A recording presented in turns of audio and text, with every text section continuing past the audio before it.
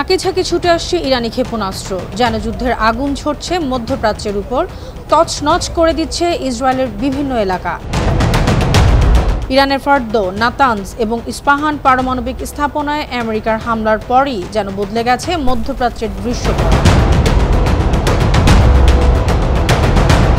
Iran পাল্টা জবাব দিচ্ছে দফায় দফায় ক্ষেপণাস্ত্র ছুড়ে। লক্ষ্য ইসরায়েলের গুরুত্বপূর্ণ সেনা ঘাঁটি আর কৌশলগত পয়েন্টগুলো গুড়িয়ে দেয়া। তেল আবিব, হাইফা, কারমেল থেকে শুরু করে উত্তর উপকূল ইসরায়েলের 10টি স্থানে হামলে পড়েছে ইরানের ক্ষেপণাস্ত্রের আগ্রাসন।